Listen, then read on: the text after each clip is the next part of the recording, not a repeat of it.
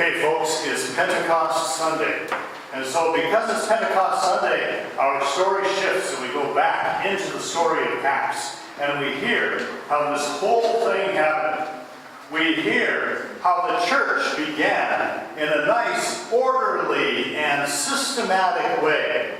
That all of the disciples got together, and since there were 12 of them, and that there were 4 corners to the earth, they all got together and they said, okay, let's take a nap, and we'll draw. No, that's not the way it happened at all. It was Pentecost, and they were all together, and it was craziness. It was absolute craziness, and chaos, and energy, and fire, and wind. And it was so much chaos that the people who were outside, who were listening in, what did they do? They said, these people are drunk. That's what it sounded like to them. It sounded to the people outside like these people were out of control. And there are varying stages, right, of drunk. And it's not all positive. But in this case, in some ways, I think that they were exactly right. Because what happens? What happens when you are confronted? What happens when you feel the power of the Holy Spirit? You kind of lose control. You lose your inhibitions. And all of a sudden you start saying things that you probably wouldn't say in a normal situation. This was an amazing moment, but we didn't invent it. Christians did not invent the Holy Spirit. Christians did not even really invent this whole idea of Pentecost. Wherever God shows up in the Old Testament, wherever God shows up, and I think that it's one of these things where people didn't quite know exactly how to describe what they were experiencing. So the best way that they could describe it was like cloud and fire and lightning and wind. But all the time through the Old Testament. Moses, you guys remember Moses, right? Moses is out in the desert. And he is watching sheep, hiding. And what happens? A burning bush. There's a wonderful Far Side cartoon that shows Moses standing in front of the burning bush with a stick with a marshmallow on it. And the voice says, don't even think about it. But it's not that kind of fire. It's a burning bush, which Moses comes to find out is nothing less than the presence of God. The word that they use in Hebrew is Shekinah. Shekinah. When the people get led out of Israel, what is it that leads them out? A pillar of fire. Shekinah. They go to the mountain, and Moses is given the 10 Commandments. And what's up on top of the mountain? Flames and fire. And it's not Mount St. Helens or Hawaii. Shekinah, the presence of God. Isaiah, Ezekiel, people who experience God see this Shekinah, this fire, this sparkling, this lightning. And now, what's happening in Pentecost? What's happening on that day? They're all gathered together, and all of a sudden, what comes ripping through the door but Shekinah? The presence of God. But this doesn't turn into one big pillar of fire. Instead, God is doing something really different with this Shekinah. Because all of a sudden, it comes bursting through the doors, and what does it do? It divides up. It spins around and divides up, and all of a sudden, it lands over the top of every disciple's head. What's happening is that God's presence is getting ready to be spread out into the whole world. Not that it wasn't there already, but now is the moment when Christianity, when the followers of Jesus are not going to create this sacred place where everybody can come and visit them. But instead the disciples are going to be heading out. They're going to be hitting the road. And boy, do they hit the road. We know about Peter and Paul. We know about Peter and Paul and how they head north and they go up into Greece and into Turkey, eventually landing in Rome. Thomas, where does Thomas go? To India. How many people here knew that Thomas went to India? You know, the Portuguese went out and started discovering the world long before Columbus. And in the 1300s, early 1400s, the Portuguese found their way to India. They thought that they were bringing Christ to the world, right? But they got to India and guess what they found? Christians. How weird is that? Thomas had been there. And there were Christian churches in India. St. Andrew. Andrew kind of heads northeast to start out. He goes up into the Ukraine. The Ukraine? Heads across Eastern Europe, finally ends up in Ireland, and lands in Scotland. What? Yeah. So you see all these flags that have the cross like this? The X cross, that's St. Andrew's cross. All the places where he's been.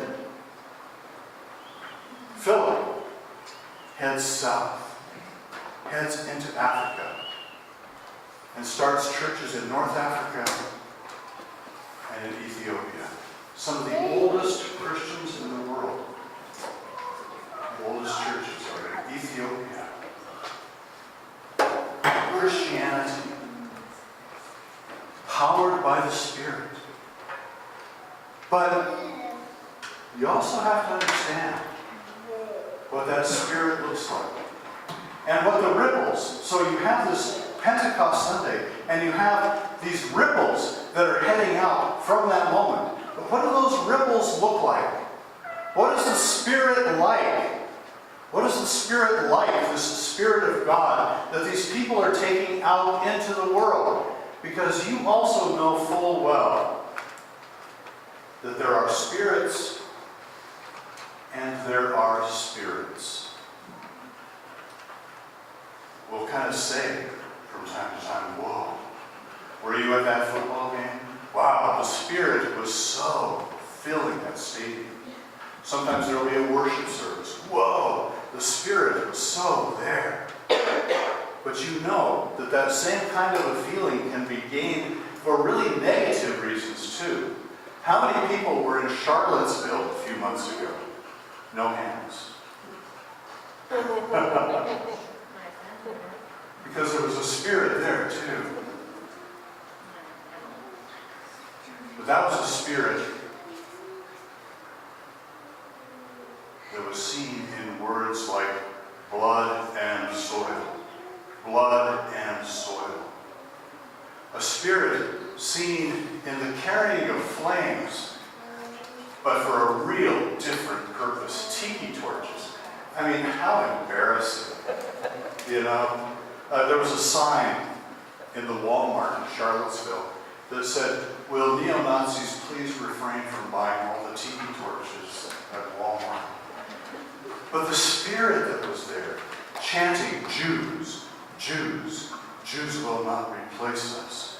A negative spirit. What is the Spirit of God? Because the Spirit that we can get to is not always a positive one.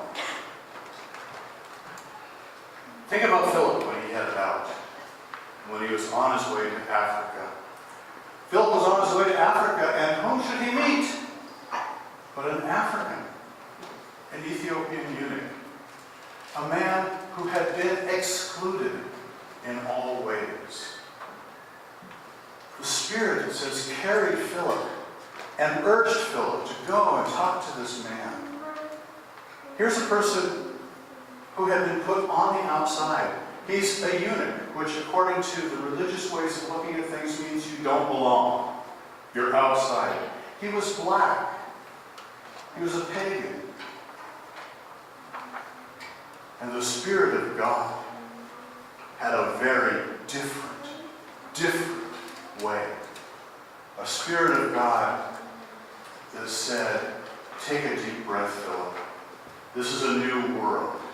This is a world that's being included and inclusive and embraced as all of a sudden this man who didn't belong, suddenly found himself part of the family. The Spirit of God is different. If you start to feel a spirit that says, I am better, I am special, I am entitled, I have more rights than you do, you are lesser than I, discern that spirit and recognize that that is not the Spirit of God. But if you feel a spirit that looks at another person and says, I can recognize in you a child of God, where you're not just being welcomed, but you're being included, you're being brought into the family. How many people watched the royal wedding? It was fun. You know, it's nice to watch the clothes and the kind of... But there was also something really radical that happened at that royal wedding. How many people listened to the sermon? It was so awesome. And if you haven't listened to it, do. People who were there afterward commented, they said, it was like the air in that chapel changed when he started to preach. Because England got a Chicago sermon. And it's really funny. Because when they pan out over the crowd, you see the upper crust of both America, Hollywood, and Britain. And if you look at their faces, what do their faces look like? Like sour milk as they're listening.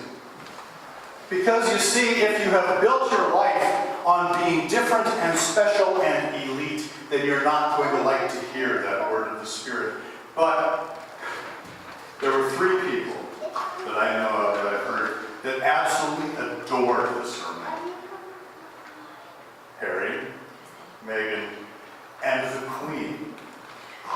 A lot of people don't realize the Queen is a huge fan of Billy Graham. And you're kind of going, whoa! Because she sees things in a different way too. Feel the Spirit. Feel that Spirit rolling through your life. Feel that Spirit reaching out so that all of a sudden, even in an event like that, it can go from Jerusalem to Windsor to Pullman. And you can look out into this world of ours, and instead of seeing the things that divide, you can say, you have a place. You have a place. You matter to God. We are really, ultimately, one huge family. And that is what the power of Pentecost is all about. Language is not a barrier. Skin color, not a barrier. Sexuality, not a barrier. One family, one God, one love. Feel that Spirit and ride with it. Amen.